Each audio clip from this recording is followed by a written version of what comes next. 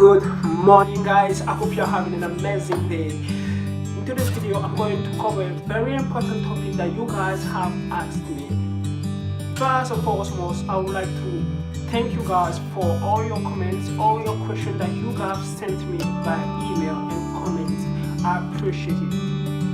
So in today's video, I'm going to cover a point that you guys have requested, which is, should you go study abroad in French, Spanish, German, or English-speaking countries?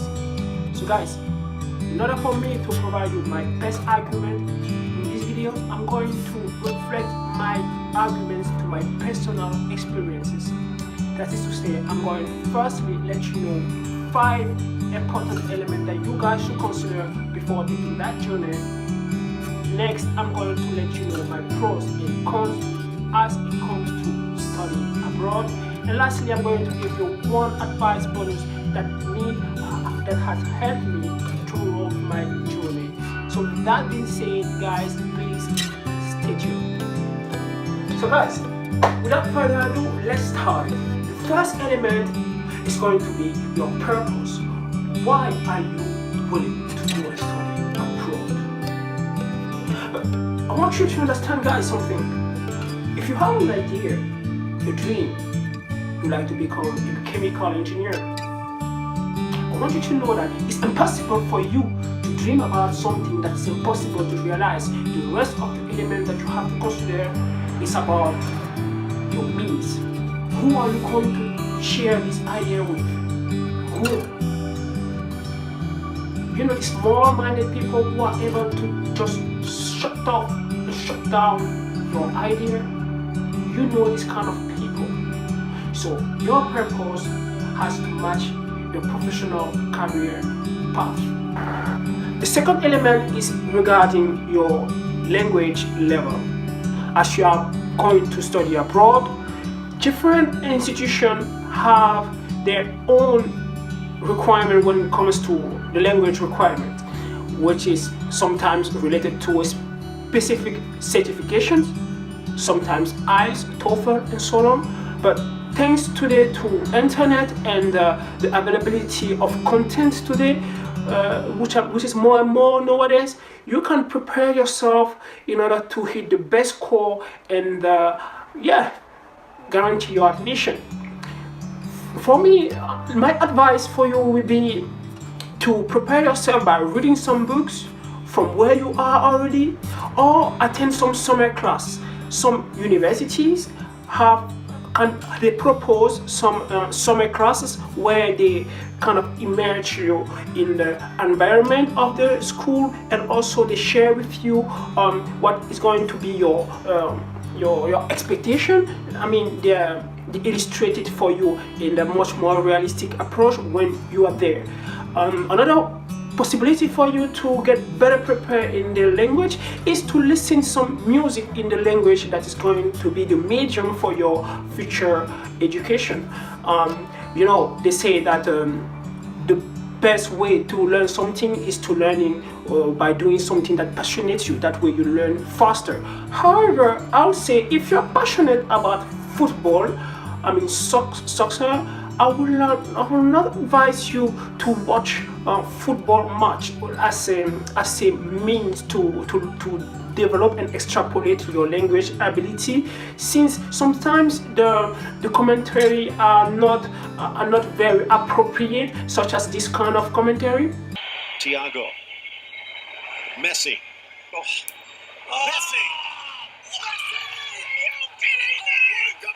This man is absolutely mainline to pure footballing magic that belongs in a different galaxy altogether than we are living in.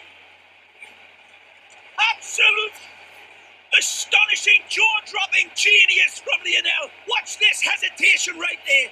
3 players inside a telephone box, and he don't care. He emasculates them individually, collectively. He literally disperses his atoms inside of his body on one side of this defender and then collects them on the other. Magisterial, Lionel. Magnifico. Extraordinario. Barcelona bounce back. Messi leading the away with his brilliant Blaugrana flag. It is on fire, and he sticks it into the hearts of Athletic Club. So yeah, I think that you can be better off if you try to read some books, go to the library. Today you have internet, you have a lot of content, listen to some podcasts from CNN, from BBC, which are very good for you to prepare yourself in English language, for example. The third aspect here is going to be the duration of your studies. Well, you have secured your mind in regards to what you want to do. Now, it's important for you to know that according to the language barrier, how long is it going to be your educational journey? Is it going to be 1 month, 2 months, a year, 2 years? Well, of course, the more the better, because it gives you the ability to get much more adaptability and fastly get immersed in the new culture and becoming much more fluent in regard to the language. Yeah, but don't get me wrong. A lot of people can be able to learn very fast. For instance, for me, once I went to Ukraine to start my educational journey, I had no clue about Russian language at all. But I found myself that the environment, the challenge I was facing, helped me to create fast and huge adaptability, and leading me to be able to start to speak the Russian language in just only 6 months. So I think it's feasible for each of you guys, and the language should not be only your barrier, but also consider the time that's going to be for you to finish your education. Some master degrees are 2 years, some master degree are 1 year, and for those who are targeting MBA is sometimes 1.5 years or 3 years. So guys, please make sure that you are well aware of the time length of your education before taking this journey. The fourth aspect here is going to be the cost. Of course, when we talk about cost, we automatically talk about return on investment. You know, studying abroad can be expensive for some and for others not. However, the cost of studying abroad is significantly when it comes to different institutions or different countries. So think about the employability of the education that you are going to have. Should it be in the future country or coming back home? So think about the salary, think about the job employability. So guys, taking into account before starting your journey. So yeah, the return on investment here is a very important aspect, as it's also related to the last point, which is where you are going to study. So you know, some institutions in some countries are well recognized around the world, such as HEC Paris, which is recognized also in Canada and all around the world for the accreditation that they give. In France, for instance, there are some elite universities such as MINALB or Telecom Institute Mines Telecom Business School, which provides you good accreditation and degrees which are recognized internationally, and this is in this way enhancing your exposure in the international platform. So along with that, there are also trainings. For some degrees, you are exposed to have a mandatory internship, whereas some degrees do not recommend you necessarily to have an internship at a company or at an industry. It's enough for them just for you to provide a project that you can be able to do by yourself or with some classmates, and this based on that they will just consider it to be your thesis. So it's important for you also to know where you are going to study as it comes to the country, as it comes to the institutions.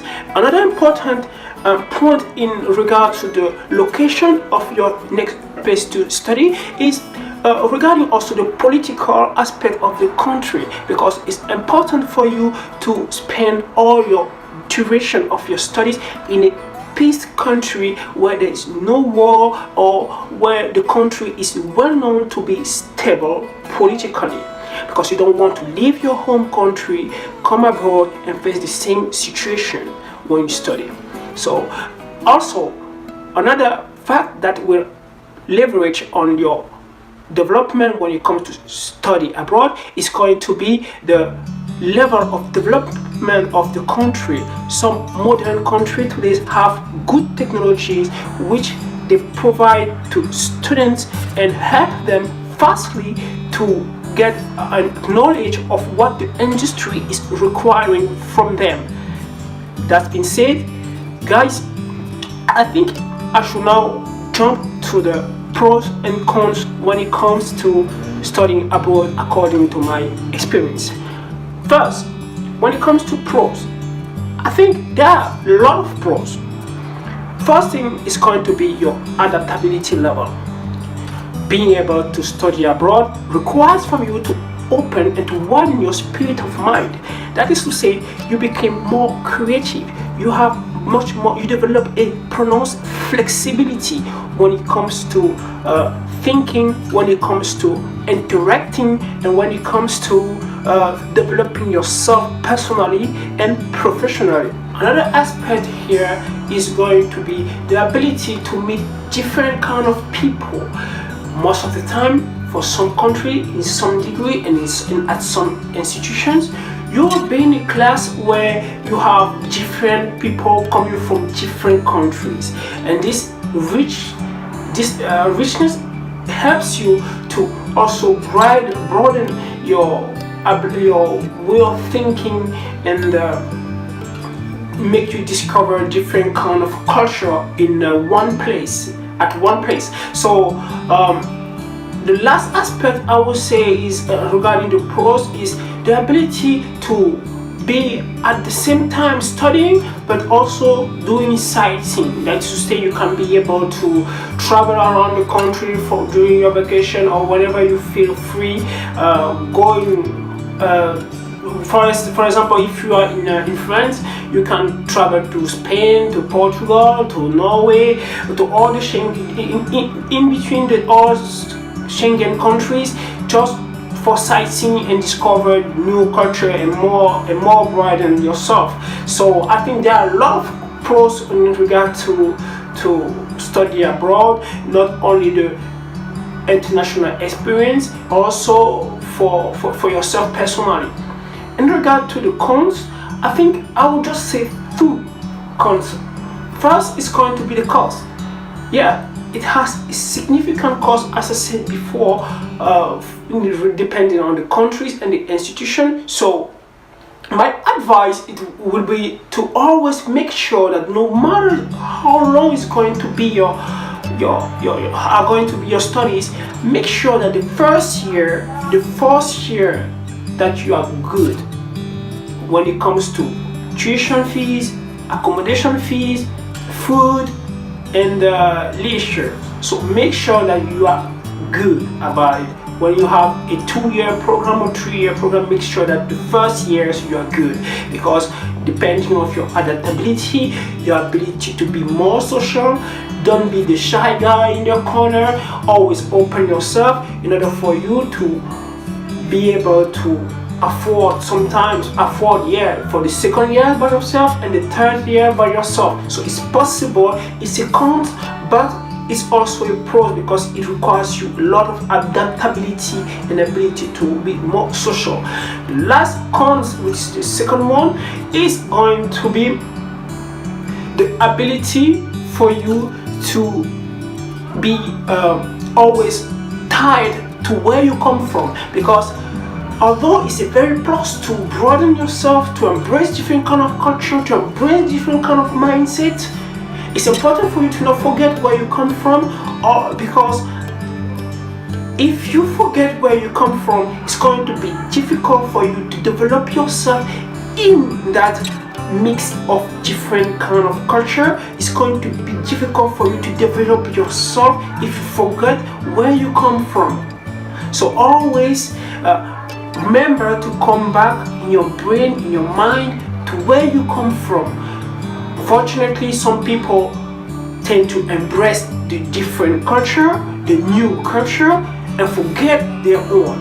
So it's important for you to always remind that I come from this kind of country, from this kind of culture, from this kind of traditions.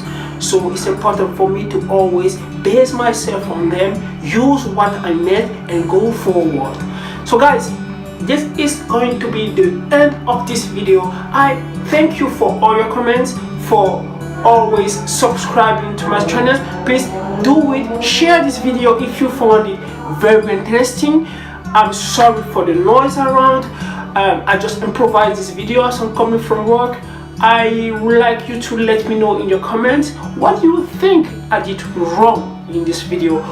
What do you think I should talk about? What do you think next time you want me to cover? What do you want me to do next time for you guys? Please write in the comment below.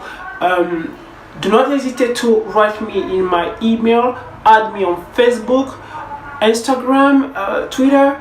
I will be glad to share with you my opinion in regard to your situation. Thank you guys. See you into the next video. Peace.